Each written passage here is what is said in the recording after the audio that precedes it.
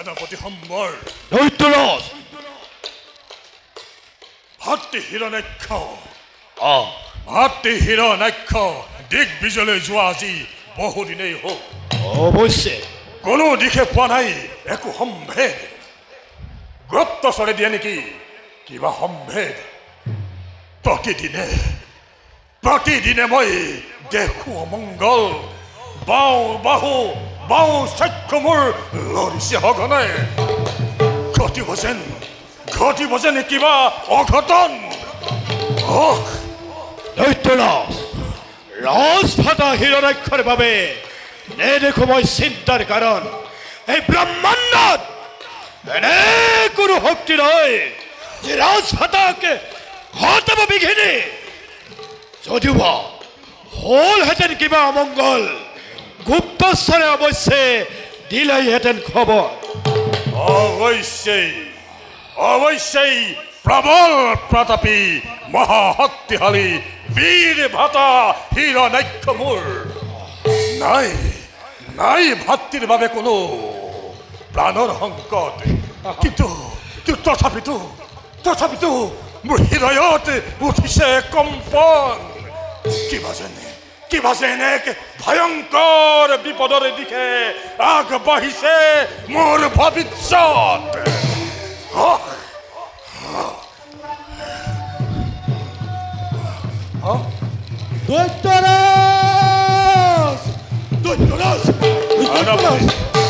সেনাপতি নমচি কোৱা হঠাৎ ভয়ত বিতত হৈ ৰাজসভালৈ অহাৰ উদ্দেশ্য কি সৰ্বনাশ হ'ল দৈত্যৰাজ সৰ্বনাশ হ'ল নমশ্ৰী ব্যক্ত কৰা ৰাজভাতা হিৰণ্যাক্ষ ৰণত পৰিল ৰাজভাতা হিৰণ্যাক্ষ কি ৰণত পৰিল অসম্ভৱ বাৰ্তাইতো নোহে সম্ভৱ বিশ্বতাক মহাশক্তিধৰ বীৰ ভাতা হিৰণ্যাক্ষ মোৰ হিৰণ্যাক্ষ ৰণত পৰিল বৃথা বাৰ্তাইতো অসম্ভৱ মহাপৰাক্ৰমী বীৰ ভাতা হিৰণ্যাক্ষ বাৰু হওক কোৱা কোনে দিলে তোমাক এই নিৰ্মম সংবাদ আৰু কোনে কৰিলে নিধন মোৰ বীৰ ভাতা হিৰণ্যাক্ষক দৈত্যৰাজ গুপ্তচৰে দিছে সি সম্ভেদ গুপ্তচৰে দৈত্যৰাজ অৰাহৰ ৰূপ ধৰি স্বয়ং নাৰায়ণে ৰাজভাতাক বাধ কৰিলে নাই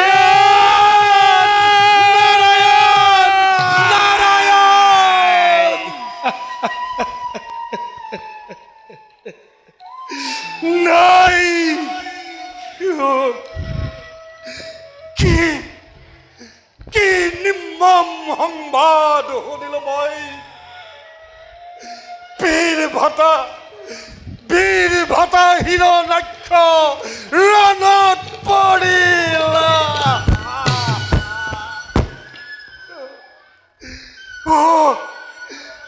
বীৰ ভাতা হিৰণ্যাক্ষ মোৰ শেষবাৰৰ বাবে নেদেখিলো তোৰ স্নেহ নামক নোৱাৰিলো তোক মই সংকট কালত কৰিব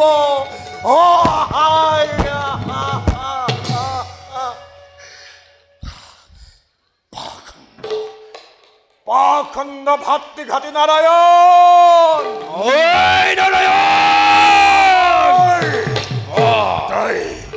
তই অকলে পাই স্নেহৰ ভাতৃ হিৰণ্যাক্ষক নিৰ্মম নিষ্ঠুৰভাৱে কৰিলি নিধন ৩৩ কোটি দেৱতাও হয় যদি সহায় তোৰ তথাপিতো তই নাপাবি নিষ্ঠাৰ পামৰ তোক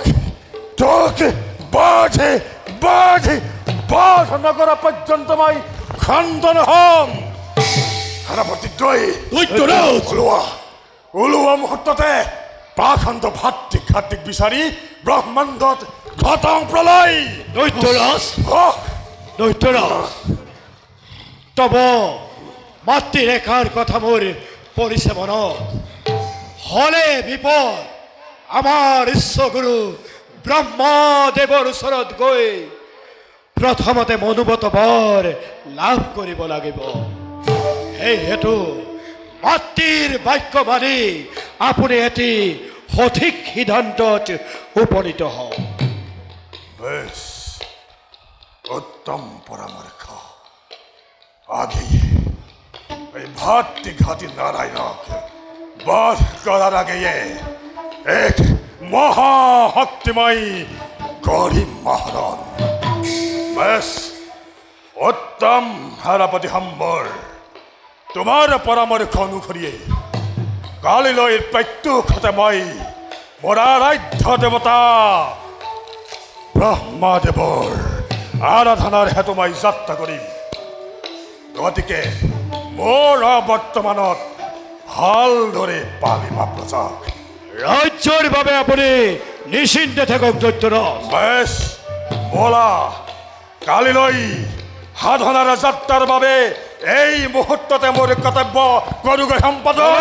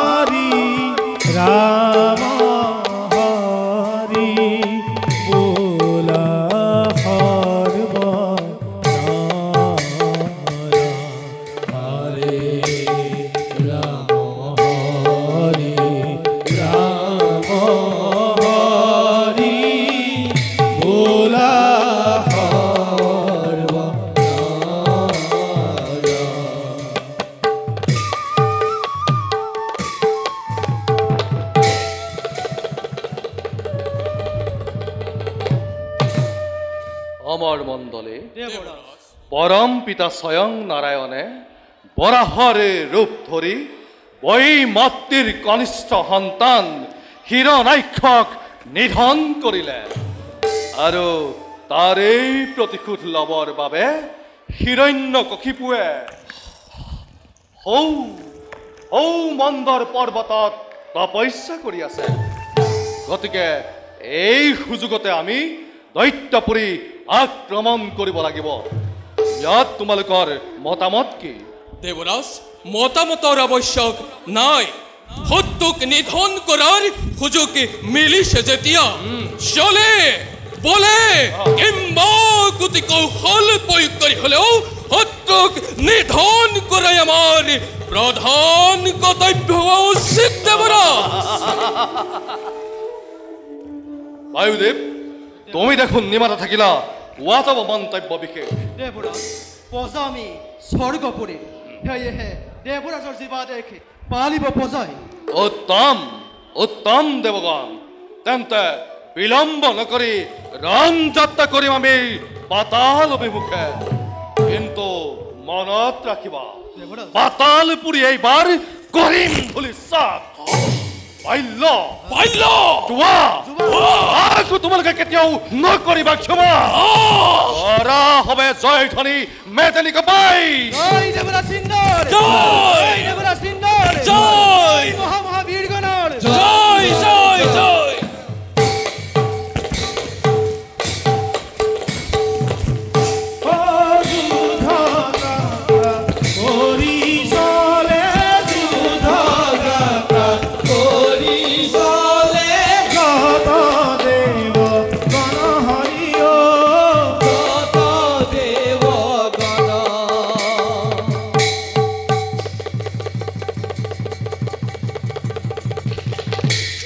নমশ্রী সেনাপতি দৈত্যরাজ নথকারে সুযোগ লৈ লাঞ্ছিত দেৱতাই দত্তপুৰী কৰিছে আক্ৰমণ এই হেতু ওলা দেৱতাকে বাধা দি আমাৰ সন্মান আমি অটুট ৰাখো জয় দেবৰাজ ইন্দৰ জয় দেবৰাজ ইন্দৰ জয় মহাবীৰগণ শুনা শুনা সেয়া ৰণৰ হুংকাৰ জন্মদাত্ৰীৰ গৌৰৱ সুন্দৰ ৰক্ষাৰ হেতু আমি ৰণযাত্ৰা কৰো আৰম্ভ কৰা জয়ধ্বনি মেদিনী কপাই জয় দৈত্যৰাজ হিৰণ্যকশিপুৰৰ জয় জয় দৈত্যৰাজ হিৰণ্যকশিপুৰৰ জয় জয় দৈত্যৰাজ হিৰণ্যকশিপুৰৰ জয় জয় জয় দেবগণ এসা আক্ৰমণ কৰা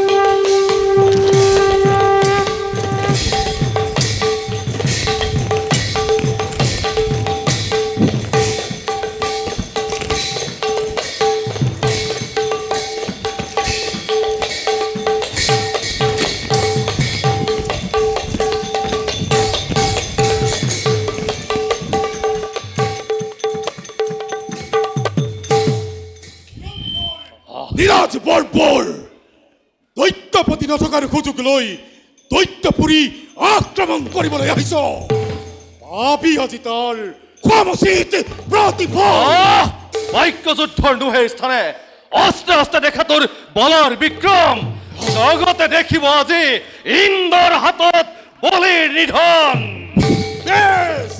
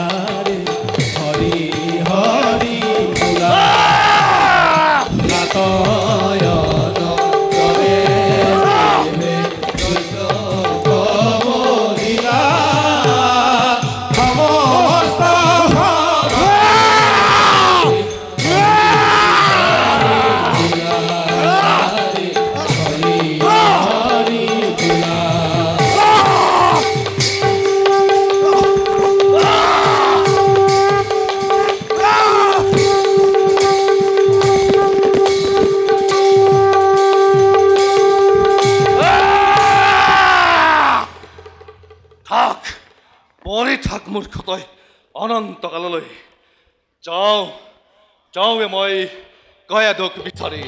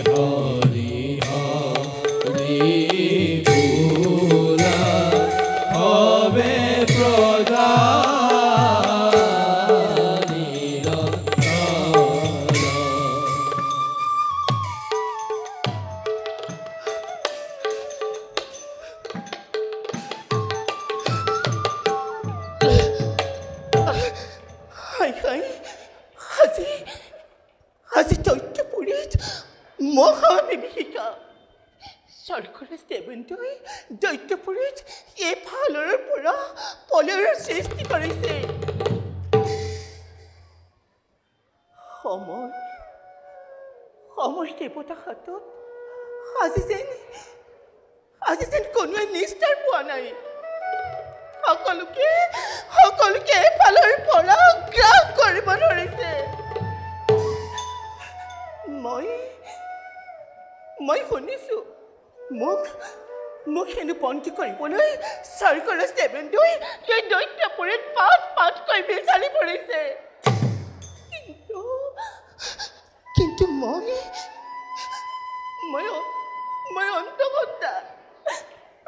অন্তঃসত্ত্বা নাৰী। এনে অৱস্থাত মই কলৈ যাওঁ, ক'ত পলাই ফুৰো? হে প্ৰভু, হে দয়াময়, তুমি মোৰ স্বামীৰ প্ৰতি অপসন্ন হৈ মোক কিয় বিপদত পেলাইছা? দয়াময় কিয়?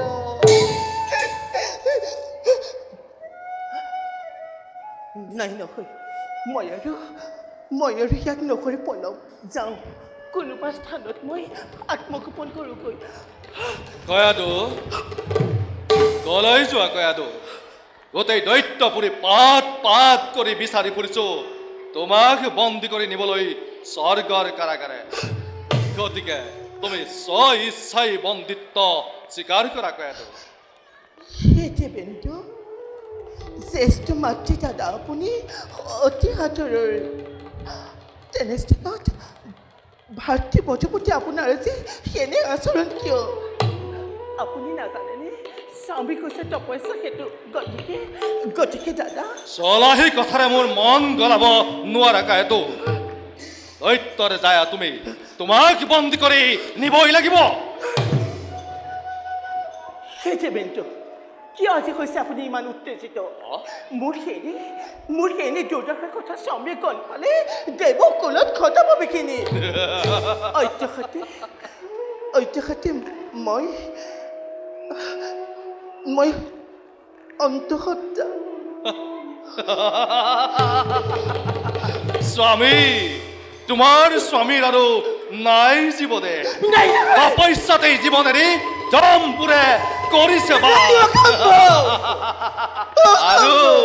আৰু তোমাৰ অন্তঃসত্ত্বাৰ কথা জানি মই তোমাক বন্দী কৰি নিবলৈ আহিছো স্বৰ্গৰ কাৰাগাৰে গতিকে কয়াদো স্ব ইচ্ছাই তোমাৰ বন্দিত্ব স্বীকাৰ কৰা যদি মই স্ব ইচ্ছাই বন্দিত্ব স্বীকাৰ নকৰো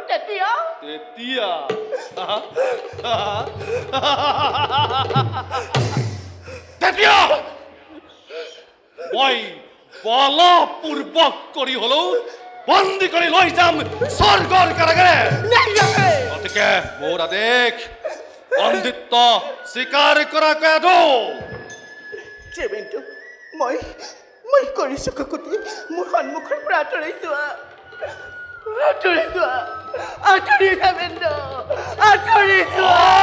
মোক আৰু উত্তেজিত নকৰিবা কয়াদো চাওঁ বাৰু আজি তোমাক মোৰ হাতৰ পৰা কোনে ৰক্ষা কৰে ৰাখিবি তোৰ সেই পাপতে স্পৰ্শ নকৰিবি দৈত্য ৰমণী দেৱী বাবু এই বাৰ্তা মোৰ স্বামী দেৱতাই ক'ত পালে খালি ভিতৰত বিন্দাস দেৱতা ৰক্ষা কৰা তোমাৰ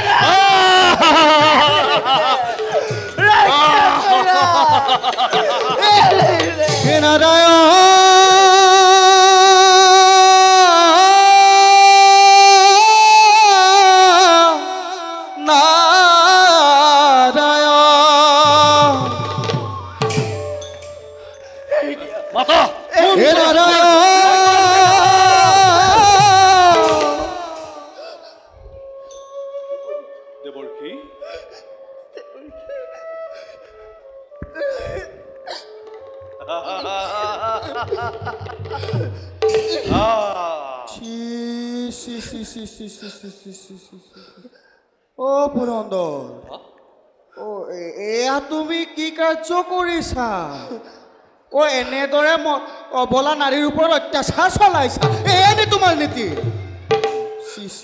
লাজ লগা নাই তোমাৰ জানানে কোন জানো দেৱৰ্ষী কোন শত্ৰুৰ যায় সেইভাৱে শত্ৰু ৰূপে মই কৰিছো আচৰণ জানানে অন্তঃসত্ত্বা কয়াথো বুলি জানো দেৱৰ্ষী আৰু সেই হেতুকে বন্দী কৰি নিবলৈ আহিছো স্বৰ্গৰ কাৰাগাৰে কয়াথো বন্দী কৰি নিবা স্বৰ্গৰ কাৰাগাৰে অৰ্থাৎ তোমাৰ তাত লাভ কি দেৱৰ্ষী দৈত্যৰ পত্নীয়ে কেতিয়াও সাধুৰ সন্তান জন্ম নিদিয়ে গতিকে কয়াদোক মোৰ চক্ষুৰ আগত ৰাখি যিদিনাই সন্তান প্ৰসৱ হ'ব সেইদিনাই প্ৰথম তাক মই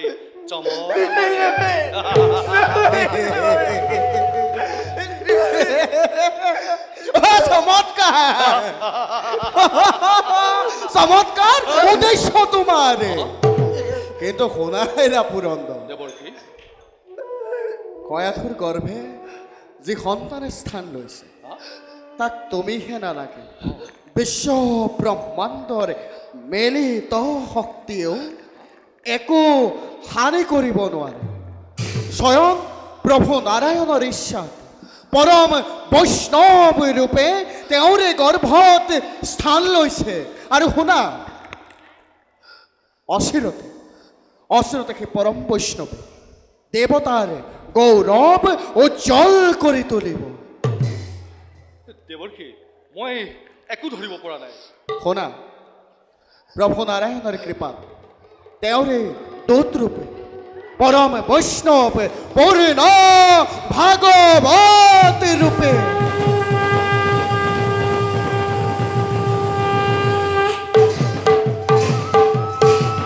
জন্ম গ্ৰহণ কৰিব অচিৰতে কয়া ধৰে গৰ্ভে নাৰাখিব দৈত্য দানৱৰ শত্ৰুতা যুগৰ ঘটাব পৰিৱৰ্তন ধৰ্ম স্থাপন কৰি জগতৰে মাজে প্ৰভুক নমাই আনে পাতালৰ পুৰে শত্ৰুক বিনাশ কৰি শান্তি পূৰ্ণ কৰিব ধৰণে গতিকে কয়াথুৰ বন্দী মুক্ত কৰি যোৱা তুমি স্বৰ্গৰ অভিমুখে মোৰ অপৰাধ ক্ষমা কৰিব পুৰন্দৰ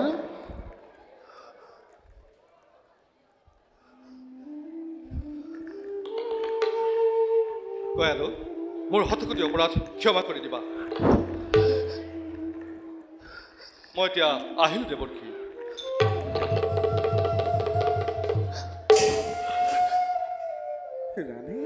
দেৱৰ্ষী আপুনি মোৰ পিতৃ তুল্য উদ্ধাৰ কৰিলে মোক এনে সংকটৰ বেলা স্বামী কৰি ঘূৰি থকা পৰ্যন্ত আপোনাৰে মই আশ্ৰিত হৈ লভিম কৰোণা সর্বমঙ্গল্য মঙ্গল্য শিবে সবার্থ সাথিকে হরণ্যতম্বিক গৌরী নারায়ণে নমস্তুতে ওথা রানী রানী নকরিবা ভয় মহাভাগ্যবান তুমি মহাভাগ্যবান আছে এই দৈত্য সমাজ তোমার গর্ভে জন্ম ধারণ করিব প্রভু নাৰায়ণৰ দূতে পৰিণ ভাগব আৰু হৰেশৰ হৃদয়ৰ মাজে থাকে কোনে তাক কি কৰিব পাৰে সেইবাবে মই কওঁ শুনা এ হৰিশৰ হৃদয়ৰ মাজে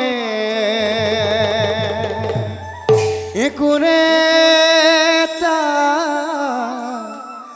কি কৰিব পাৰে এ হৰিজা হৃদয়ৰ মাজে একোৰে তাক কি কৰিব পাৰে বুজিলা নে না আৰু শুনা তোমাৰ গৰ্ভাৰ জন্ম লোৱা সেই বৈষ্ণৱ শেষতে তুমি হৰিৰ গুণানুকীৰ্তন শুনাব বিচাৰা নে নিশ্চয় দেৱৰ্ষী তেন্তে মই তোমাক দিম আজি ভাগৱতৰ তত্ত্ব পাৰে শুনা একান্ত স্মৰণ কৰাব সেই প্ৰভু নাৰায়ণ এবে মই কওঁ শুনা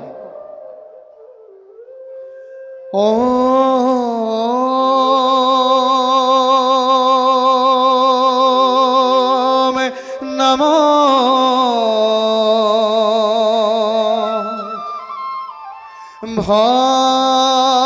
ভগৱতে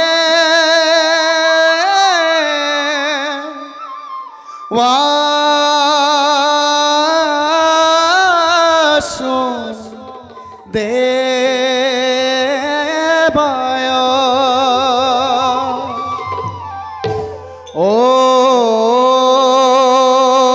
ওম নমো ভগৱতে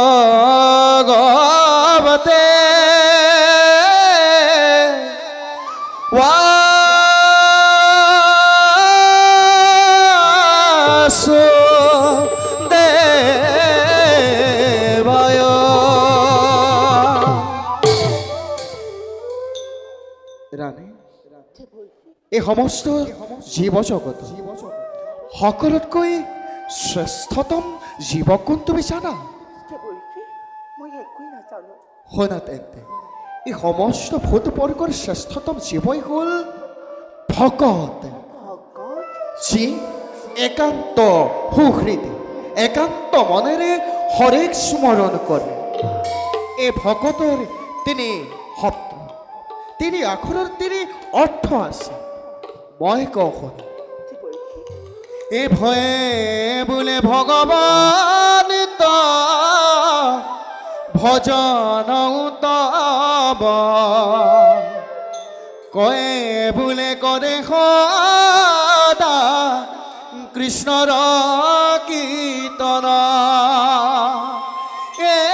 এৰাম তয়ে বোলে তনু অৰ্পে এ হৰিৰ চৰণ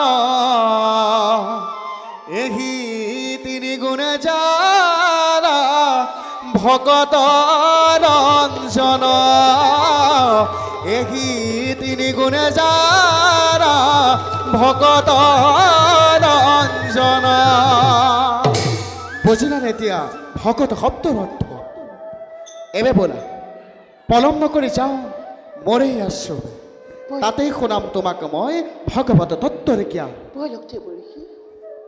শ্ৰৱণ কীৰ্তন স্মৰণ বিষ্ণুৰ হৰ্ষণ পদ সেৱন দাস্য সহিত বন্দন বিষ্ণুৰ এ কৰিবা দেখায়ৰ পণ এ কৰিবা দেখায়ৰ পণ বলে শ্ৰৱণ কীৰ্তন স্মৰণ বিষ্ণুৰ শ্ৰৱণ কীৰ্তন স্মৰণ বিষ্ণুৰ শ্ৰৱণ কীৰ্তন স্মৰণ বিষ্ণুৰ শ্ৰৱণ কীৰ্তন স্মৰণ বিষ্ণুৰ অচন পদহে পণ অচন পদহে পণ এ ৰাম দাস সহিত বন্দন বিষ্ণুৰ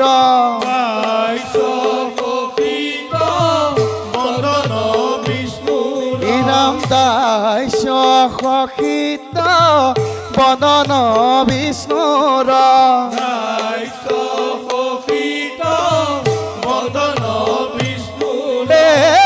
কৰিবা দেহাৰ পণ কৰিবা দেহাৰ পণ নাৰায়ণ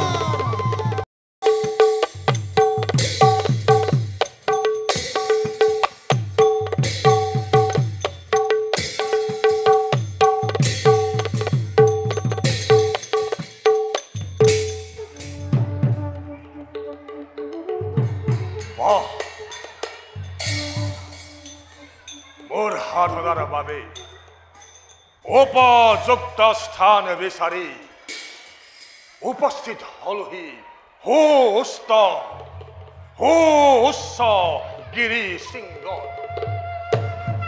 হাৰি হাৰি পৰ্বতমালা তুষাৰে আবৃত শুভ্ৰ পৰ্বতমালাত দিবাকৰৰ জ্যোতি পৰি সোণালী মালাৰে আমাকেই যেন জনাইছে আদৰণি বেশ ধন্য ধন্যময় এই স্থানেই হব মোৰ তপস্যাৰ বাবে উপযুক্ত স্থান ইয়াতেই মই একান্তচিতে মোৰ ইষ্ট দেৱতাক কৰো আৰাধনা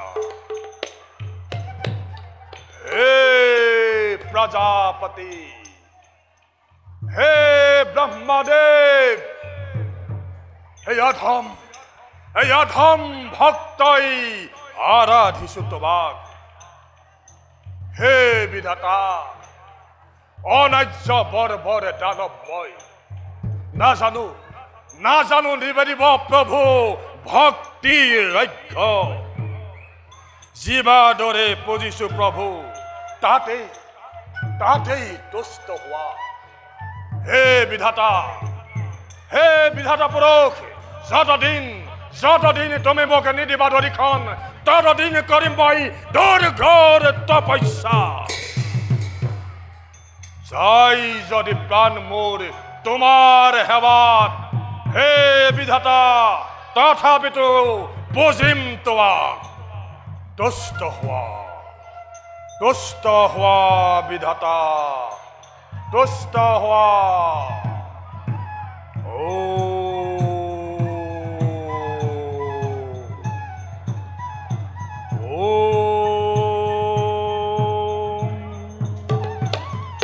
ব্ৰহ্মায় নমঃ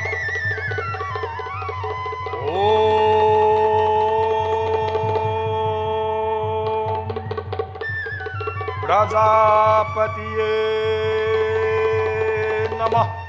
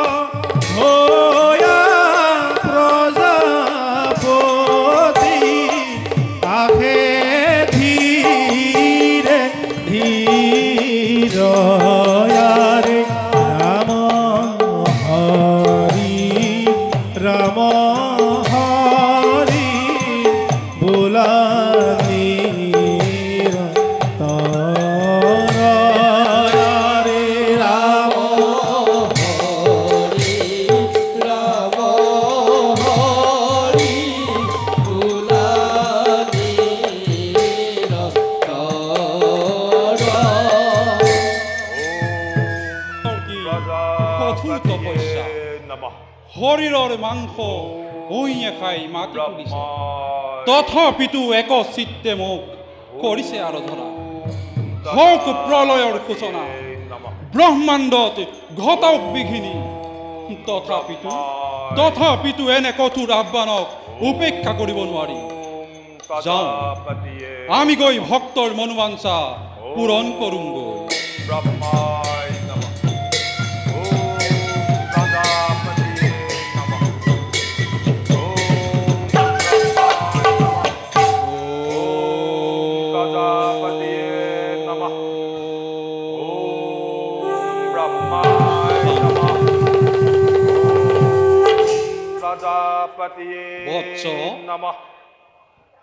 বৎস মই সৃষ্টিপতি ব্ৰহ্মা কোৱা বৎস কিবা হেতু ধৰিলাইনে কঠোৰ ব্ৰত তোমাৰ এনে কঠোৰ তপস্যাই আমাক ব্ৰহ্মলোকৰ পৰা আনিলে নমাই কোৱা কি বৰ লাগে তোমাক সঁচাকৈ মোৰ সন্মুখত বিদ্যমান নে মোৰ ইষ্ট দেৱতা ব্ৰহ্মা প্ৰজাপতি প্ৰভু বৎস কোৱা বৎস হে জ্যোতিময় মোৰ আজন্ম সাধনাৰ দেৱতা এই অধম দানৱৰ শত সহস্ৰ কোটি প্ৰণিপাত কৰিবা গ্ৰহণ প্ৰভু কৰিবা গ্ৰহণ কোৱা বৎস প্ৰভু কি বৰ লাগে তোমাক সাধ্যমতে দিব দান এই ব্ৰহ্মাই হে বিধাতা তুমিতো সৰ্বজান্তা তুমিতো ব্ৰহ্মাণ্ডৰ সৰ্বকালৰে দেৱতা হে বিধাতা সকলো জানিও অন্তৰত কপট অজ্ঞভাৱ প্ৰকাশ কৰিছা যেতিয়া কওঁ শুনা প্ৰভু পাখণ্ড নাৰায়ণে শোকৰ ৰূপ ধাৰণ কৰি বিনা দুখে নিৰ্মম নিষ্ঠুৰভাৱে নিধন কৰিলে মোৰ ভাতা স্নেহৰ হে বিধাতা নাৰায়ণ বধৰ হেতু তোমাৰ চৰণে পখিলো হৰণ দিয়া হে বিধাতা মোক অমৰত্ব বৰ প্ৰদান কৰি কৃতাৰ্থ কৰা প্ৰভু মোক অমৰত্ব বৰ প্ৰদান কৰি কৃতাৰ্থ কৰা বৎস প্ৰভু অমৰত্ব দান অধিকাৰ আমাৰ নাই প্ৰভু অন্য হাতে তুমি যাৰ সমে শত্ৰুতা কৰিছা যাক বধিবৰ হেতু তুমি অমৰত্ব বিচাৰিছা সিও অবাঞ্চি এই পৰম ব্ৰহ্মৰ ওচৰত এই সকলো অসাৰ আমাৰ বাক্য যাব থলে গতিকে বৎস অন্য জীৱাবৰ মাগা দিম আমি তাক বিনা প্ৰতিবাদে অমৰত্ব বৰৰ বাহিৰে যি বৰকেই মই মাগিম তোমাৰ চৰণত তাকেই তুমি বিনা দ্বিধাই মোক কৰিবা প্ৰদান তেন্তে তেন্তে হে বিধাতা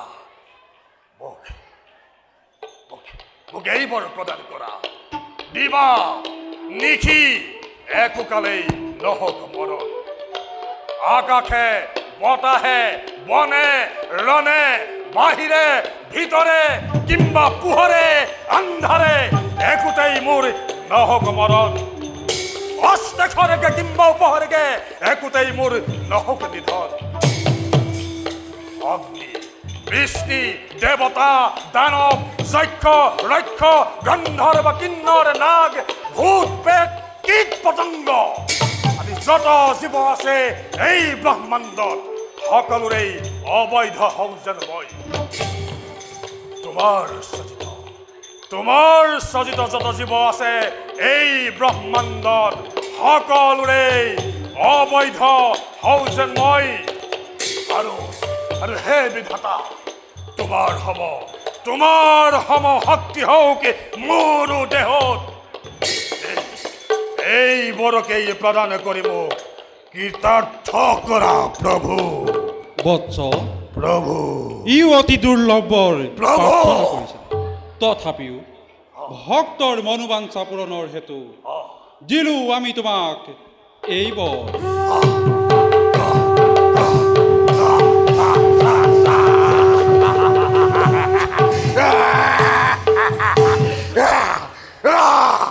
এতিয়া যোৱা বৎস আমিও যাওঁ আপোন স্থানে প্ৰণাম বিধাতা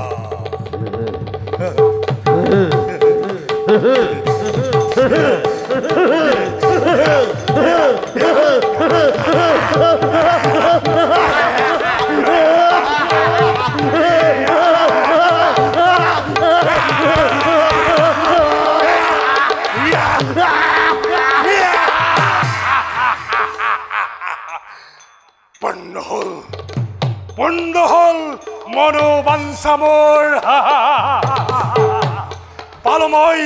পালুময় মনোমতবৰ হে বিধাতা নালাগে তোমাৰ অমৰত্ব এইবাৰেই মই হাঁহি হাঁহি ত্ৰিভুৱন কৰিম হাখন নাৰায়ণ নাৰায়ণ তই যৰেই পছ তৰেই পৰা শুন পামৰ তোক মই বাস কৰি মই হম ব্ৰহ্মাণ্ডৰ অদ্বিতীয় ঈশ্বৰ নাৰায়ণ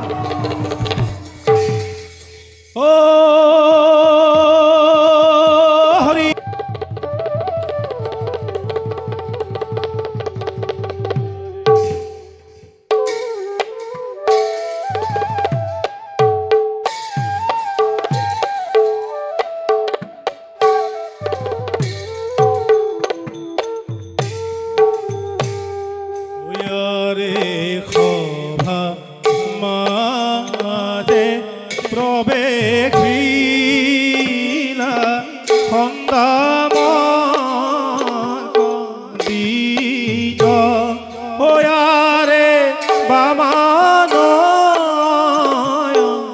হাসতে দুয় অতিকে পাৰ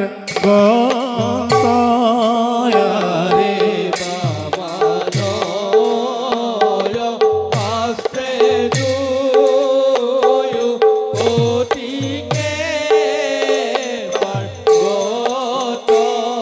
হয়াৰে মতে পাইলা গয়া সভাৰ ভিতৰ হয়াৰে ৰাম হৰি ৰাম হৰি পুৰা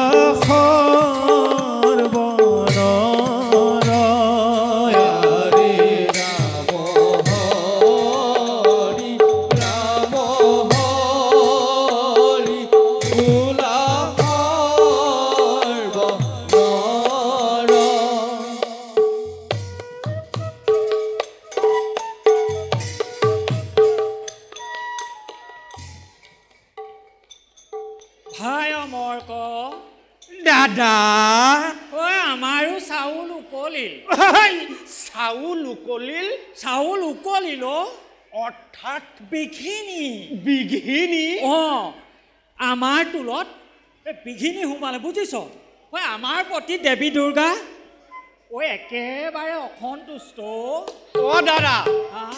মই কথাষাৰ ঠিক বুজি নাপালো কেৰৌ এই প্ৰহ্লাদ বিঘিনি বুজিছ প্ৰহ্লাদ বিঘিনি এই মনত পৰাৰ পৰাই এই তই আৰু মই কিমান দৈত্য শিশু পঢ়ুৱাই শুনোৱাই ডাঙৰ দীঘল কৰিলোঁ কাৰো মুখত এই বিষ্ণু নাৰায়ণৰ নামটো নোলাল ৰজাৰ ঘৰত এইটো ক'ৰ পৰা কলংক সোমালেহি সোমালে আৰু যেনিবা এই সোমোৱাটোৱেই বিপদ বুজিছ সি সোমাই লৈ তই নিজেইটো হৰি নাম গাবই লগতে সেই লগৰ মুখাকো শিকাই দি সেই তোৰে মোৰে মৰণপদটো সি একেবাৰে কৰি দিলে দাদা সেইকাৰণে আগতে কৈছিলো এই গুৰুবৃত্তি মই নকৰো বুলি আৰু এই কথা যদি মই আগতে গম পালো হেতেন তেতিয়া সপাই নমৰিলি হেতেন এই কোনোই বিদ্যা যদি নাথাকিলে হেতেন খোৱা মুঠি ক'ৰ পৰা যোগাৰ কৰিলি হেতেন এইটো কোনোবাই তেতুটো মহাৰি দিহা লগোৱা হেতেন তেতিয়া কি হ'ল হেতেন তেতিয়া তোৰে মোৰে জীৱনটো ৰক্ষা পৰিলে হেতেন দাদা ঐ কপালে কি সাধে সাধক দিয়া এতিয়া বলা ঐ ল'ৰাজাকে চাগে হয়তো আকৌ সেই মুখাই চাগে কটুৱে একেবাৰে হুলস্থুল কৰি আগবঢ়া দাদা এতিয়া যাবহে লাগে আগবঢ়া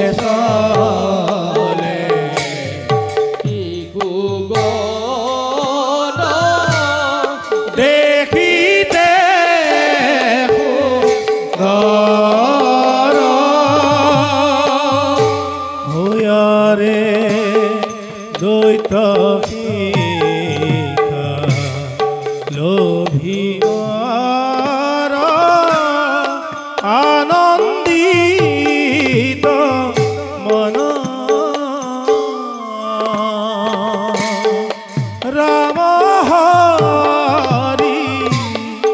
ৰাম হৰি বোলা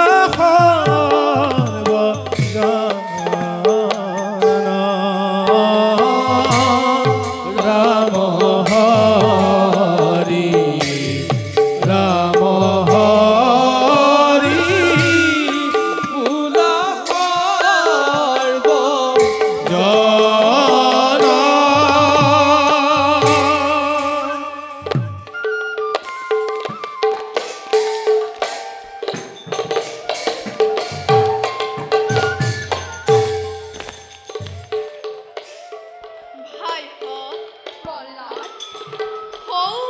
দেখিছা শাৰী শাৰী সেউজীয়া গছলতিকা স্ফটিকৰ ধাৰা যেন নিৰ্মল পানী সৰোবৰ আৰু তাত মুকলি মনেৰে চৰি থকা ৰাজহাঁহবিলাক এইবিলাকক বাৰু কোনে স্বজন কৰিছে? প্ৰহ্লাদ, তুমি নিশ্চয় কৰা। আমাৰ ৰাজ্যত থকা সকলোবোৰ বস্তু দেখোন আমাৰ প্ৰজাসকলে স্বজন কৰিছে। তেন্তে কোৱাচোন ভাই, সেই প্ৰজাসকলক কোনে স্বজন কৰিছে? গছ, বন, পশু, পক্ষী এইবিলাকক স্বজন কৰা এজন গৰাকী আছে, আৰু সেইজনেই হ'ল মহিমাময় নাৰায়ণ। নাৰায়ণ বাৰু প্ৰহ্লাদ, তুমি এইবিলাক কথা এতিয়া বাদ দিয়া। বিলত চৰি থকা ৰাজহাঁহবিলাক কাৰেৰে পিন্ধি কিমান যে ভাল লাগে, নহয়নে বন্ধু? ভাইহঁত মৃগয়া কৰা এই পশু পক্ষীক বধ কৰাটো মহাপাপ। তোমাক মোক যিজন ঈশ্বৰে স্বজন কৰিছে, এই পশু পক্ষীবিলাককো সেইজন ঈশ্বৰে স্বজন কৰিছে। গতিকে ঈশ্বৰে স্বজন কৰা সকলো জীৱকে আমি সমজ্ঞান কৰিব লাগে। প্ৰহ্লাদ, তোমাকনো এইবোৰ কথা কোনে শিকাইছে? এইবোৰ কথা চিন্তা কৰিলে নিজেই শিকিব পাৰি। সেয়েহে দাদা, তুমিও ঈশ্বৰক চিন্তা কৰিবলৈ শিকা। প্ৰহ্লাদ, ঈশ্বৰক চিন্তা কৰিবলৈ প্ৰথমতে কি কৰিব লাগে? জগত কৰ্তা ঈশ্বৰক চিন্তা কৰিবলৈ প্ৰথমে তেওঁৰ মহিমা কীৰ্তন কৰিব লাগে। হৰি নামৰ বাহিৰে ঈশ্বৰক কোনেও পাব নোৱাৰে। সেয়েহে পবিত্ৰ হৰিনাম গাবলৈ শিকা, ঈশ্বৰে তোমাক কৰোণা দিব। এতিয়া মই হৰিনাম গাই যাওঁ, তোমালোকে মোৰ লগে লগে গাই যাবা। ৰাম বোল ভাই, হৰি বোল ভাই, হৰি নামৰ বিনে আন গতি নাই, হৰি নামৰ বিনে আন গতি নাই। ৰাম বোল ভাই, হৰি বোল ভাই, হৰি নামৰ বিনে আন গতি নাই, হৰি নামৰ বিনে আন গতি নাই।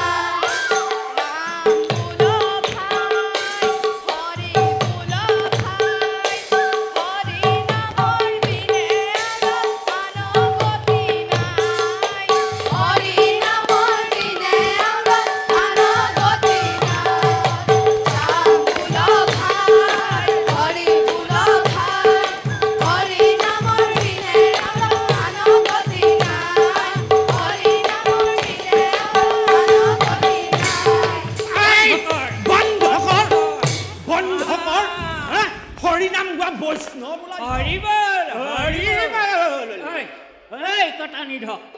আজিহে আটালোকে ধৰা পৰিছ। দৈত্যকুল একেবাৰে খাম ল'ম বুলি আহিলি নহয়। তই নিজে মৰিব খুজিছ। মই আমাৰ দুটা টেষ্ট কেলে খাম বুলি আহিলি? তইতো মৰিলি লগতে আমাৰ দুটাক কেলে সাঙুৰিছ? বাৰু শিষ্যগণ, এই তোমালোকক যে ইমান দিন আমি দুজন গুৰুৱে শিকাই আছো, বাৰু এতিয়া কোৱাচোন কোনেনো কি কৰি ভাল পোৱা? উঠা। গুৰুদেৱ, মই তৰোৱাল যুদ্ধ কৰি বৰ ভাল পাওঁ। তৰোৱাল যুদ্ধ? বাৰু এতিয়া তুমি কোৱাচোন কি কৰি ভাল পোৱা গুৰুদেৱ মই মৃগয়া কৰি বৰ ভাল পাওঁ মৃগয়া কোৱা এ তুমি একা গুৰুদেৱ মই বাহুযুদ্ধ কৰি বৰ ভাল পাওঁ বাহুযুদ্ধ কোৱা আৰু তুমি কোৱাচোন কি কৰি ভাল পোৱা গুৰুদেৱ মই ধনুযুদ্ধ কৰি বৰ ভাল পাওঁ ধনুযুদ্ধ কোৱা এ বাছা প্ৰহ্লাদ গুৰুদেৱ এ তুমি পিছে কি কৰি ভাল পোৱা গুৰুদেৱ মই হৰিনাম গাই বৰ ভাল পাওঁ দাদা আকৌ হৰিনাম এ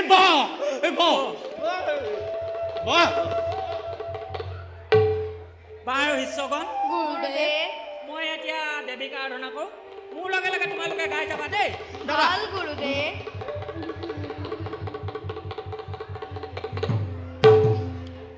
ওম হিং হা ওম হিং হা হৰি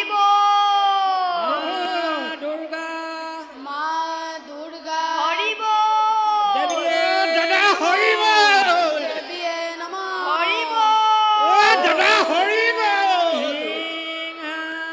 ওম হিং হা হৰি হৰিব মা দুৰ্গা হৰি হৰিব দাদা দেৱীয়ে নমঃ হৰি হৰিব ৰস্তু দাদা হৰিব হৰিব দাদা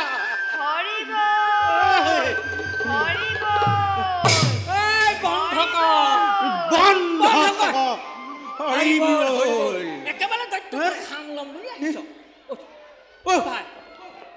ইয়াক এনেদৰে নহ'ব নহ'ব দাদা ইয়াক পিতৃগৃহত থৈ অহাই ভাল হ'ব ভাল হ'ব ব'লা শিষ্যগণ গুৰুদেৱ তোমালোক এতিয়া কুটীৰলৈ যা আমি এই প্ৰহ্লাদক পিতৃগৃহত থৈ আহোঁগৈ দেই ভাল গুৰুদেৱ তোমালোকে হুলস্থুল নকৰিবা আকৌ দেই যোৱা বিদায় বন্ধুগণ কিন্তু হৰিনাম গাবলৈ নাপাহৰিবা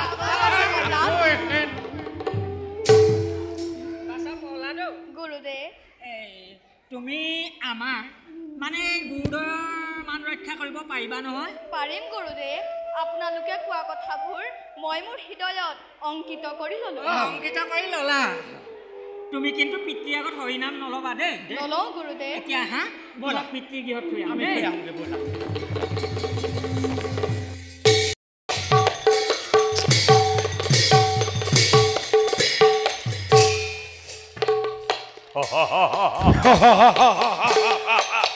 সেনাপতি সম্মৰ ব্ৰহ্মাৰ পৰে আজি মই সৃষ্টি স্থিতি প্ৰলয়ৰ গৰাকী সমগ্ৰ ব্ৰহ্মাণ্ড আজি মোৰ হাতৰ মুঠি আজি ভাগ্য বিধাতায়ো মোৰ ইচ্ছামতেই বিধি লিপি কৰিবলৈ বাধ্য হৈছে বাৰু কোৱাচোন সেনাপতি মোৰ ৰাজ্যত আছে নেকি কোনো বিষ্ণু ভক্ত আৰু যত আছে বিষ্ণু মন্দিৰ আৰু ভণ্ড সেই ঋষি মুনি আশ্ৰম সকলোবিলাক অগ্নি সংযোগ কৰি কৰিলানে চৰকাৰ দৈত্যৰাজ ৰাজ্যৰ ভিতৰে নাই কোনো বিষ্ণু মন্দিৰ নাই কোনো বিষ্ণু ভক্ত সকলোকে এনে শাস্ত্ৰী কৰিছো প্ৰদান নাৰায়ণৰ নাম নকৰে চৰণ আজি আপোনাকেই অদ্বিতীয় ভগৱান হিচাপে কৰিছে পূজা দৈত্যৰাজৰ জয় হওক প্ৰণাম হে গুৰুপুত্ৰৰ দৈত্যৰাজ আহক আপুনি পৰম সৌভাগ্যৱান কি ক'লে গুৰুপুত্ৰই হয় পৰম সৌভাগ্যৰ বলত এই প্ৰহ্লাদৰ দৰে পুত্ৰ লাভ কৰিছে কি প্ৰহ্লাদে ধৰ্ম অৰ্থ কাম এই কি বিদ্যাত পাণ্ডিত্য লাভ কৰিছে এবাৰ শুনালেই পাত দ্বিতীয়বাৰৰ নাই প্ৰয়োজন এনে পুত্ৰৰ কীৰ্তি হোৱাটো গৌৰৱৰ কথা কিন্তু মহাৰাজ কিন্তু ৰৈ গ'ল কিয় কওক আপোনাৰ অনুমতি পালে আমি এতিয়া বিদায়হে মাগিব পাৰোঁ হে গুৰুপুত্ৰদ্বয় আপোনালোকে মোক পৰম সংকটৰ পৰা কৰিলে উদ্ধাৰ গতিকে আপোনালোক খন্তেক ৰাজ অতিথিশালাত কৰক বিশ্ৰাম উপযুক্ত পুৰস্কাৰেৰে পুৰস্কৃত কৰা হ'ব আপোনালোক দুয়োটিকে ভালে মহাৰাজ প্ৰতি সম্ভাষণ গ্ৰহণ কৰিব বাছা বাছা মোৰ বুকুৰ মাজলৈ বাছা মোৰ নয়নৰ মণি কতদিন আছিলি তই মোৰ বুকুৰ মাজৰ পৰা আঁতৰি অদূৰত গুৰু গৃহত প্ৰতি পলে পলে তোৰ চিন্তাই মোৰ হৃদয় কৰিছিল ব্ৰাথিত প্ৰাণৰ পুত্ৰ বাৰু কচোন গুৰু গৃহত তই কি এনে সুপাঠ্য কৰিলি অৰ্জন যাৰ বাবে গুৰু পুত্ৰদ্বয়ে তোৰ ইমান সুকীৰ্তি বখানিলে কহ বাছা গুৰু গৃহে ধৰ্ম অৰ্থ কাম এই ত্ৰিবিদ্যা মই শিকিলো সযতনে সাংসাৰিক বিষয়ৰ যত বিদ্যা সকলো আয়ত্ত কৰিলো কিন্তু পিতা এই শিক্ষা যে অসাৰ ভগৱানৰ নাম ধৰ্মহে খাৰ ব্ৰহ্মা ৰুদ্ৰ পুৰন্দৰ আদি দেৱসকলে যাৰ চৰণ সেৱা কৰে সেইজনে হ'ল মহিমাময় নাৰায়ণ তেওঁৰ লগত শত্ৰুতা কৰাজন নাস্তিক পিতা গতিকে তুমি সেই কলংক কিয় ল'বা পিতা মই তোমাক কৰজোৰে কৰিছো মিনতি তুমি এবাৰ হৰিনাম লোৱা পিতা কোৱা পিতা মুখ বন্ধ কর কুলঙ্গার পুত্র তই মোর পুত্র হই তই মোর শিরহাত্র তোরে মূর্খ পুত্র মোর নাই প্রয়োজন সেনাপতি মাতি আনা সৈন্য কৰক আৰু তীক্ষ্ণ হল পাহাৰী নিধন কৰকেই তোৰ মতি বালকক মাতি আনা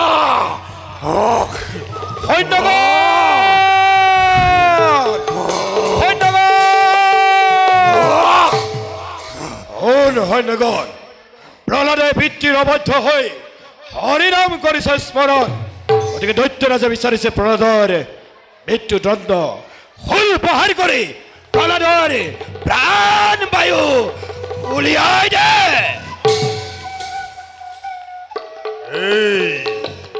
কি চাই আছ মোৰ পুত্ৰ নহয় চিৰশত্ৰু বধ কৰে ততালিকে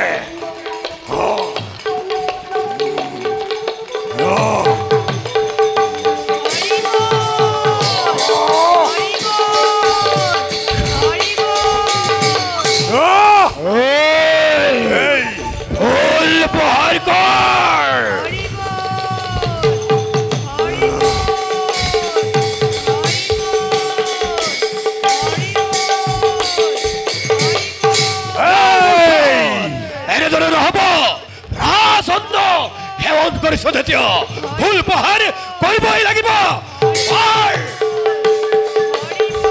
পাখণ্ড নাৰায়ণ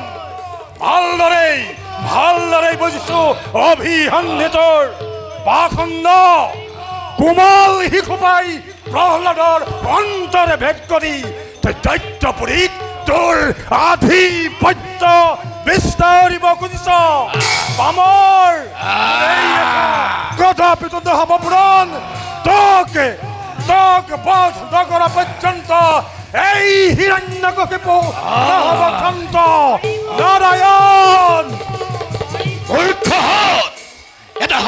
শিশুকো তহঁতে বধ কৰিব নোৱাৰিলি তহঁতৰে দৰে মূৰ্খ সেৱকৰ নাই প্ৰয়োজন যা যা দৈত্যৰাজৰ আজ্ঞা পালন কৰে নয়তো নতুন নতুন শাস্তি প্ৰদান কৰি হলো প্ৰহ্লাদক হত্যা কৰিবই লাগিব লৈ যাও কঠুৱালৰ সমীপে কন্যাতি ইয়াৰ বন্ধময় প্ৰেম সেদন আহা প্ৰহ্লাদ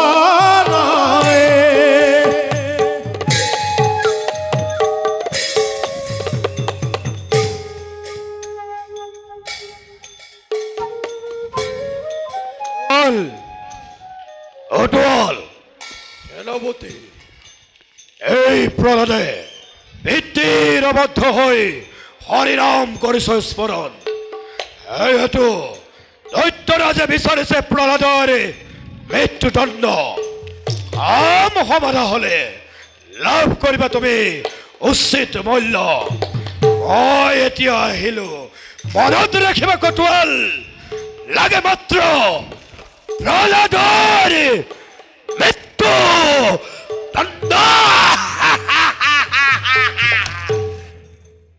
প্ৰহ্লাদ দৈত্যৰাজৰ আদেশ অনুসৰি তুমি হেন শিশুক মই কৰিম হৰিকাঘাত গতিকে যোৱা তুমি সৌ কুণ্ডত তোমাৰ ডিঙি পাতি দিয়া ৰবা ঘাতক ককাই মোৰ মৃত্যু হোৱাৰ আগতে এবাৰ মই শ্ৰী হৰিক স্মৰণ কৰিলো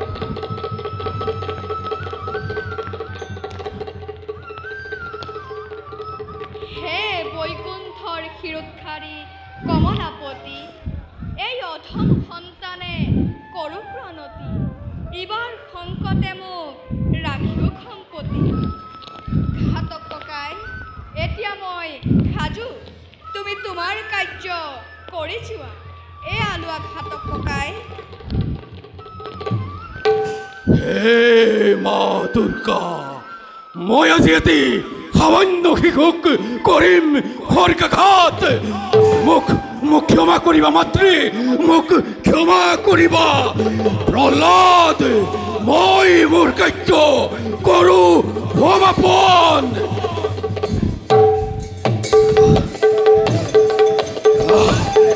জয় মা দুৰ্গা জয় মা দুৰ্গা জয় মা দুৰ্গা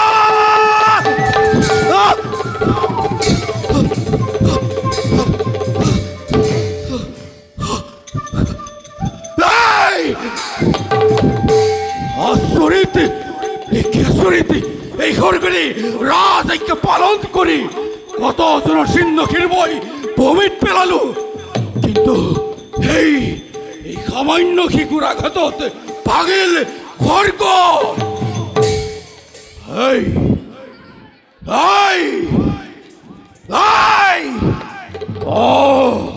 কোন তই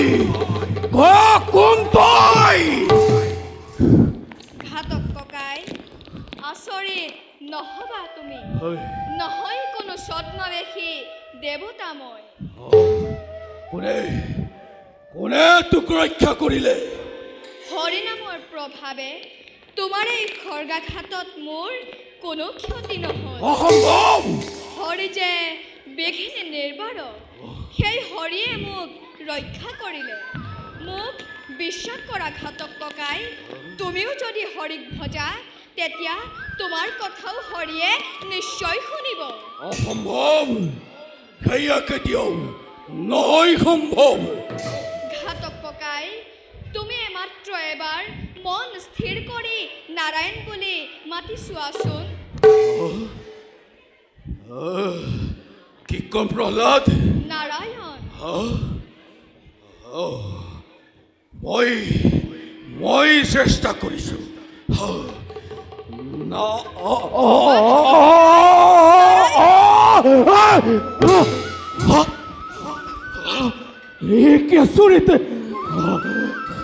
কি আচৰিত!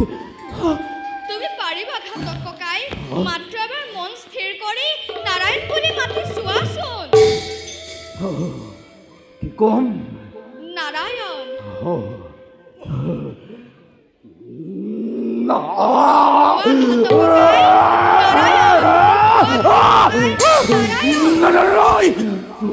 মই নোৱাৰো, এয়া মোৰ পক্ষে নহয় সম্ভৱ। তুমি পাৰিবা ঘাতক ককাই, মাত্ৰ এবাৰ নাৰায়ণ বুলি মাতি চোৱাচোন তুমি।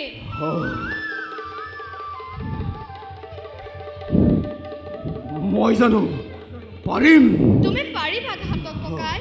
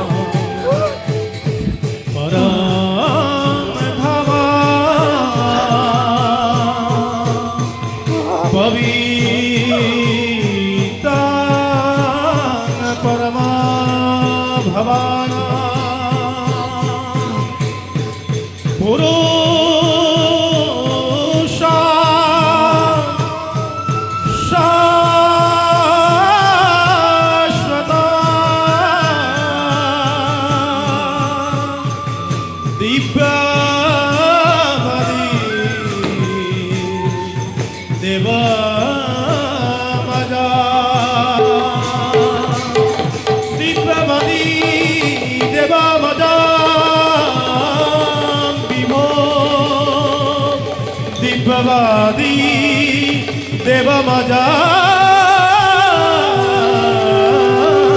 বিভো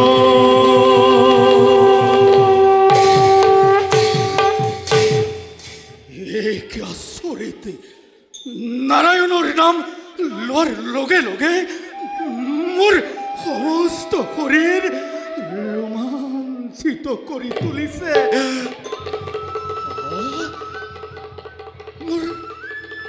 মোৰ অন্তৰখন পবিত্ৰ পবিত্ৰ লাগিছে।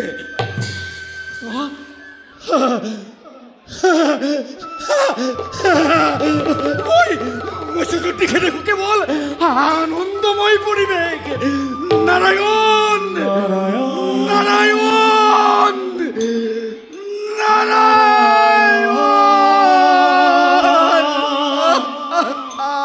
নাৰায়ণ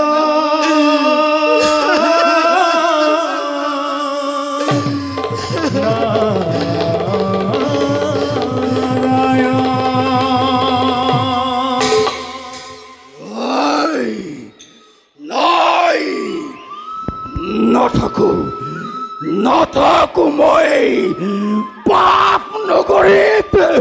পালো মই অমূল্য ৰতন। নাৰায়ণ নাৰায়ণ নাৰায়ণ।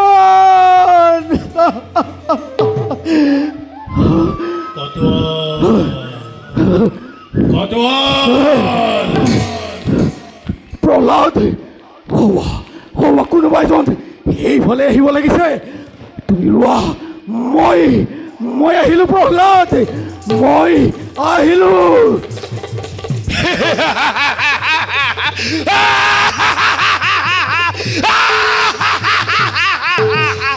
কটুৱাল দিয়া মোক প্ৰহ্লাদৰ মৃত্যুৰ শুভ বাতৰি।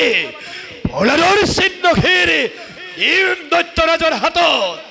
আজি দৈত্যৰাজ হিৰণ্যকশিপুৰ একমাত্ৰ ঈশ্বৰ। কটুৱাল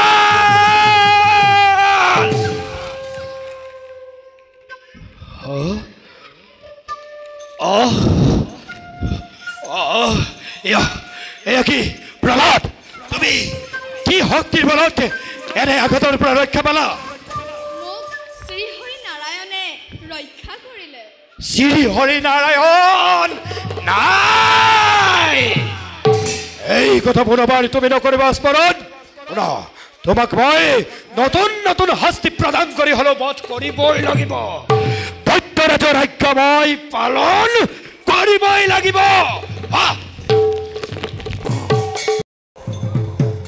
কি উপায় এই মহাসংকটৰ পৰা মই পাম পৰিত্ৰাণ?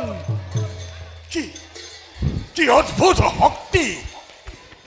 কিমান কঠোৰ আৰু কঠোৰ শাস্তি প্ৰদান কৰাৰ স্বত্বেও তাক নিধন কৰিব নোৱাৰিলো মই। কি সেনাপতি সম্বৰ, দৈত্যৰাজ আজি এটা শিশুৰ হাতত এই দৈত্যচৰ হিৰণ্যকশিপু পৰাজিত, যাৰ নাম শুনিলে সমগ্ৰ ব্ৰহ্মাণ্ড থৰহৰি হৈ কম্পমান। দৈত্যৰাজ সেই দৈত্যচৰ আজি এটা শিশুৰ চিন্তাত বিদিত ৰজনী মই কৰিছো যাপন। ধিক মোৰ বাহুবল, শতধিক মোৰ দৈত্যান্ত্ৰ নাম।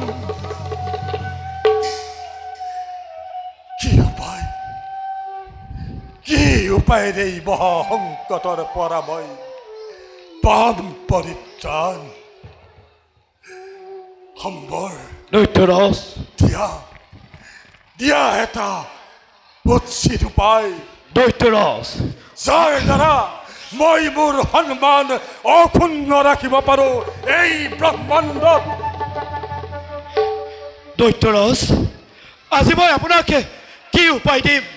প্ৰহ্লাদক হত্যা কৰিবৰ বাবে হুল প্ৰহাৰ কৰিলো, পতুলা হতৰা চিহ্নশিৰ বিচাৰিলো, উন্মুক্ত হস্তিৰ দ্বাৰা গছকাই বান বায়ু উলিয়াবলৈ দিলো, বৃহৎ অগ্নিকুণ্ড নিৰ্মাণ কৰি তালৈ নিক্ষেপ কৰিলো, হলাহল বিপান কৰালো।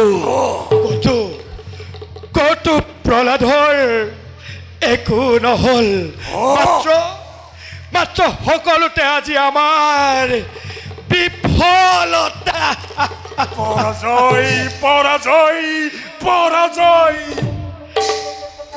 পৰাজয় বিনে জয় নহব নেকি আমাৰ? কি উপায়েৰে এই মহাসংকটৰ পৰা মই পাওঁ পৰিত্ৰাণ? দৈত্যৰাজ প্ৰহ্লাদক আমি কুজ ভাৱেৰে বহু শাস্তি প্ৰদান কৰিলো। মই ভাবিছো এবাৰ প্ৰহ্লাদক মৰম সনা মাতেৰে বুজোৱা হওক। যদি মৰমৰ আকুলতাৰ মাজত পিতৃৰ মৰমত মুখ হৈ প্ৰহ্লাদে সেই হৰিনাম পাহৰি যায়, তেন্তে এই বিশ্ব ব্ৰহ্মাণ্ডত আপোনাৰ বিৰুদ্ধাচৰণ কৰা নোলাব কোনোজন।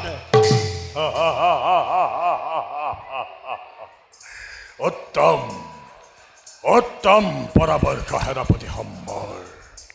সঁচাকৈ কত যে তাৰ পতনৰ বাবে কতা ৰচনা কৰিলো, কত কঠোৰ আৰু কঠোৰ শাস্তি তাক প্ৰদান কৰিলো, কিন্তু কোনোদিনতো সিবোৰ নকৰিলে বিৰুদ্ধাচৰণ।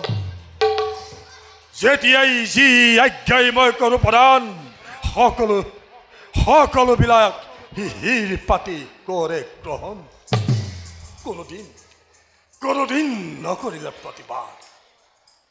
বেছ, ময়ো উপলব্ধি কৰিছোঁ ক্ৰোধভাৱে প্ৰহ্লাদক বধ কৰাটো অসম্ভৱ। অতি স্নেহেৰে প্ৰহ্লাদক বজাব লাগিব আৰু নিশ্চয় সি পিতৃৰ আজ্ঞা পালন কৰিব। যোৱা সেনাপতি সম্বৰ দৈত্যৰাজ সন্মানেৰে অতি মৰমেৰে প্ৰহ্লাদক ৰাজসভালৈ লৈ আনা। জীৱ আজ্ঞা দৈত্যৰাজ।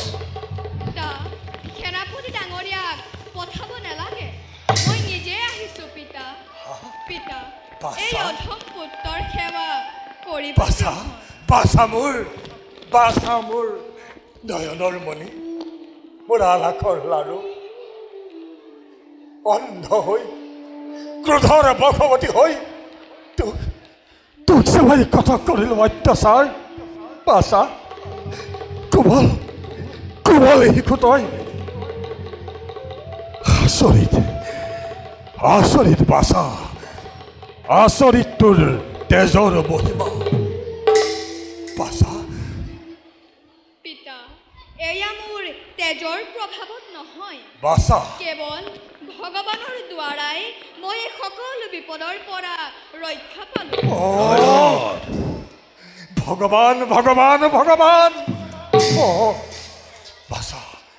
বাছা মোৰ শুন, মোৰ বংশৰ প্ৰদীপ, মোৰ ব্যাধিৰেকে বিশাল দৈত্য ৰাজ্যৰ তইতো উত্তৰাধিকাৰী। মোৰ ব্যাধিৰেকে তই হবি দৈত্যৰ ৰাজসিংহাসনৰ অধিকাৰী। সেয়েহে বাছা, পুনৰবাৰে কৈছো, যাৰ নাম তই বাৰে বাৰে কৰ উচ্চাৰণ, সেই নাৰায়ণ নহয় কদাপিতো আমাৰ সুচিন্ত। সি আমাৰ ঘোৰ শত্ৰু, যি নাৰায়ণে বিনা দুখে মোৰ ভাতৃহীন নক্ষক, তোৰ স্নেহৰ খুৰা হীৰা নক্ষক বিনা দুখে কৰিলা নিধন। সেই নাৰায়ণ আমাৰ বংশৰ সুচিন্তক নহয় মোৰ শুন। আজি হন্তে তই নাৰায়ণৰ নাম তোৰ অন্তৰৰ পৰা মুচি পালা বাছা, মুচি পালা। নাৰায়ণৰ নাম মই কেতিয়াও পাহৰিব নোৱাৰো। নাৰায়ণৰ নাম মই মোৰ হৃদয়তে অংকিত কৰি ললো, গতিকে সেয়া কেতিয়াও মচা নাযায়। প্ৰহ্লাদ, পুনৰবাৰ কৈছো, নলবি মোৰ সন্মুখত সেই দুৰাত্মাৰ নাম। নজ্বলাবি পুনৰ প্ৰলয়ৰ অগ্নিশিখা। ত্যাগ কৰ নাৰায়ণক। সেই নাৰায়ণক মই অতিকে ঘিণ কৰো। পিতা, কিয় কোৱা তেনে কথা? পিতা স্বৰ্গ, পিতা ধৰ্ম, পিতা তপস্যাৰ একমাত্ৰ স্থান। সেই পিতাক উপহাস কৰিবলৈ শিকা নাই মই। পিতাই যদি স্বৰ্গ, পিতাই যদি ধৰ্ম, পিতাই যদি পৰম তপস্যাৰ ফল, তেন্তে কিয় তই পিতৃৰ পদ সেৱা এৰি পিতৃৰ শত্ৰুৰ চৰণত পখিলি হৰণ? কিয় তই পিতৃৰ বাক্য অৱমাননা কৰি বাৰে বাৰে পিতৃক ক্ৰোধ তিৰস্কাৰ? পিতা, নাৰায়ণ যে সকলোৰে পিতা, আত্মা পৰমাত্মা সকলোৰে উদ্ধত নাৰায়ণ। পিতা, সৃষ্টিকৰ ব্ৰহ্মাৰ পৰা তুমি ভগৱানৰ শক্তি লাভ কৰিলা, কিন্তু ভগৱানৰ দৰে এই সৰ্বব্যাপী ব্ৰহ্মময় অধিকাৰী হ'ব পাৰিছা জানো? মুখ বন্ধ কৰ কুলাংগাৰ, তই তোৰ দৰে মূৰ্খ পুত্ৰৰ মোৰ নাই প্ৰয়োজন। আজি তোক মই নিজ হাতে এই খড়গেঘাৰ তোক মই কৰিম নিধন। চাও বাৰু পাখণ্ড নাৰায়ণে তোক কিদৰে ৰক্ষা কৰিব পাৰে। বৃথা অহংকাৰ পিতা নিৰাকাৰ নিৰঞ্জন নাৰায়ণ। যদি মই একান্তই নাৰায়ণৰ ভক্ত হওঁ তেন্তে নাৰায়ণে মোক নিশ্চয় সকলো বিপদৰ পৰা ৰক্ষা কৰিব। নাৰায়ণে সকলো বিপদৰ পৰা ৰক্ষা কৰিব। তই যদি নাৰায়ণৰ একান্তই ভক্ত হও নাৰায়ণে তোক কৰিব উদ্ধাৰ। বেছ তোক মই পাছে কৰিম নিধন। ক'ত তোৰ নাৰায়ণ? প্ৰথমে মই তাকেই বধ কৰি লওঁ। ক'ত তোৰ নাৰায়ণ? মই দেখোন সৰ্বময় সকলোতে কেৱল নাৰায়ণকেই দেখিছো। কি তই সৰ্বময় সকলোতেই তই নাৰায়ণক দেখিছ? মোৰ এই লাজ সভাত তোৰ নাৰায়ণক দেখিছ? হয় পিতা। কৌৱা তীব্ৰ মূৰ্তি ধাৰণ কৰি তাতো ৰখি আছে নাৰায়ণ। ক'ত দিব্য মূৰ্তি ধাৰণ কৰি তোৰ নাৰায়ণে কৰিছে অৱস্থান? পাবৰ মই যে দেখা নাই। ক'ত তোৰ নাৰায়ণ? পিতা তোমাৰ ক্ৰোধাম্ব চকুৰে নাৰায়ণক কেনেকৈ দেখিবা? কৌৱা পিতা তীব্ৰ মূৰ্তি ধাৰণ কৰি তাতো ৰখি আছে নাৰায়ণ। কি হয় পিতা। নাৰায়ণ হে স্ফটিকৰ স্তম্ভত বিৰাজমান। হয় পিতা।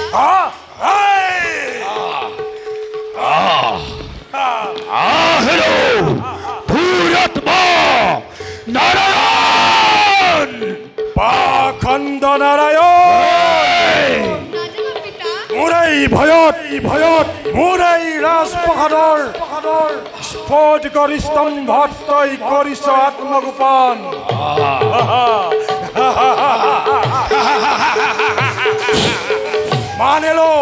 মানিলো বুদ্ধিমাত্ৰাক তোৰ পাখণ্ড।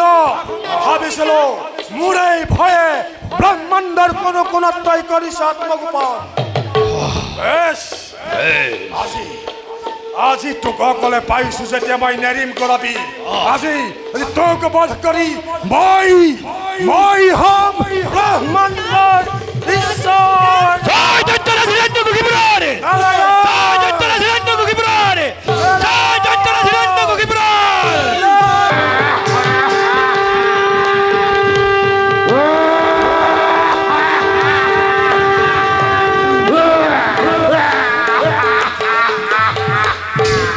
ও দেখা সৰ্বজন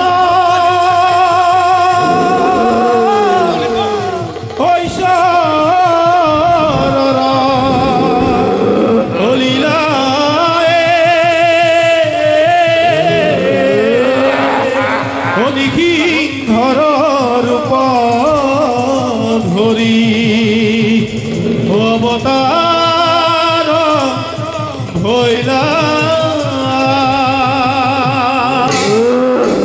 দুৰন্ত হিৰণ্যকশিপু তোৰ অত্যাচাৰ ভগৱানৰ আশংক পাই মৃত্যুক তাই ললি আকুৱালি তোৰ দান্ত দান মৰণে তোৰ ধৰিলে কেশ তোক বধ কৰি তোলোকৰ ভক্ত কোঠৰ আজি হেৰো পাখণ্ড পৰ্ব নুহে সিংহ নুহে মনুষ্য দেখি তোৰ এই কুৎসিত ৰূপ ঘৃণা উপলছে মোৰ হৃদয়ত এই ৰূপেৰেই তই ব্ৰহ্মাণ্ডৰ অধীশ্বৰ মূৰ্খ এই পাখণ্ড তোক বধ কৰিবলৈ মোৰ এই ৰূপ তোৰ এই ভক্তি হিরো নাক্ষয় বড় লোকত আপেক্ষিছে তোর এই কারণে হেরো পাহান্দ তোর মন পান সময় করো এই পামর ব্রহ্মার পরে বলিয়ান মই না জানো ব্রহ্মার সেই অদ্ভুত বল সেইবাবেই তোর ইমান স্ফলন হন পাখন্দ দিব নিশি একোকালেই মোৰ নহব মৰণ আকাশে পাতালে বনে ৰণে বাহিৰে ভিতৰে পোহৰে কিম্বা আন্ধাৰে একোতেই মোৰ নহব মৰণ দেৱতা দানৱ যক্ষ ৰক্ষ গন্ধৰ্ব কিন্নৰ নাগ নৰ ভূত প্ৰেত কীট পতংগ সকলোৰে অবৈধময় অস্তে খড়গে কিম্বা উপহৰগে একোটাই মোৰ নহব নিধন মূৰ্খ তোক বধ কৰি মই হম ব্ৰহ্মাণ্ডৰ ঈশ্বৰ নহো দানৱ নহো মানৱ নহো দেৱতাময় মই নৰসিংহ ব্ৰহ্মাৰ পৰ স্মৰণ কৰ পাখণ্ড এয়া কোনো দিবাস নিশি নহয় এই দিবা নিশিৰ সন্ধিক্ষণ নাই মোৰ কোনো অস্ত্ৰ শস্ত্ৰ মোৰ হাতৰ নখেৰে তোৰ বক্ষ কৰিম বিশিৰাশি পাখণ্ড আগবাঢ়িয়া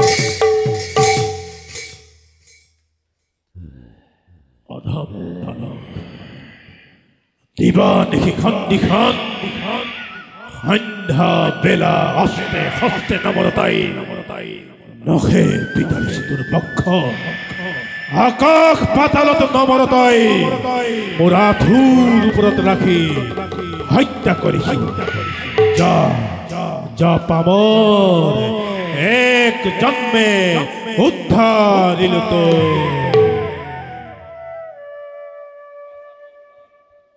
নৃসিংহৰ ক্ৰোধ তুমি শান্ত নকৰিলে আন কোনেও শান্ত কৰিব নোৱাৰে গতিকে বাছা নৃসিংহৰ ক্ৰোধ তুমি শান্ত কৰা বৈকুণ্ঠ বিহাৰী প্ৰভু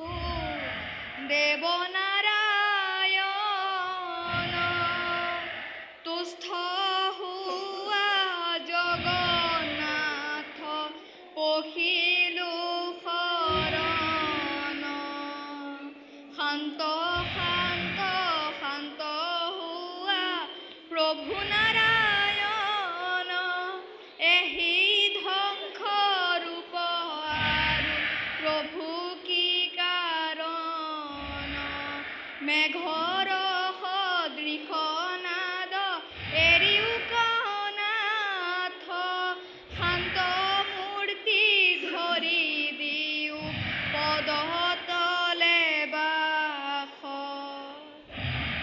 হে হৰি বৈকুণ্ঠ বিহাৰী নৱঘন শ্যাম দুষ্টক তুমি কৰিলা দমন এতিয়া এই ৰূপৰ কোনো প্ৰয়োজন নাই হে প্ৰভু তোমাৰ শান্ত ৰূপ কৰা হে ধাৰণ ভক্ত মোৰ পাছা প্ৰহ্লাদ প্ৰভু দুষ্টময় তোমাৰ স্তুতি কোৱা পাছা আছে নেকি কিবা নিবেদন প্ৰভু অধম সন্তানে কৰো নিবেদন তোমাৰ অন্তৰৰ পৰা যেন মই কেতিয়াও আঁতৰি নাযাওঁ মোৰ পিতাই স্বৰ্গ সুখ লাভ কৰক আহক ব্ৰহ্মদেৱ পাছা পিতৃৰ কাৰণে তুমি কোনো চিন্তা নকৰিবা তোমাৰ হেন পুত্ৰ জন্মে পিতৃকে মুখ্য কৰি একই পুৰুষ কৰে উদ্ধাৰ গতিকে পিতৃৰ হেতু নকৰিবা আহা আহা পাছা সকলোৰে সাক্ষাতত তোমাৰ ৰাজ অভিষেক কৰো সম্পন্ন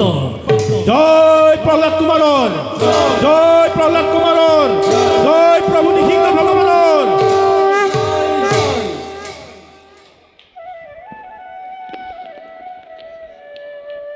উত্তৰ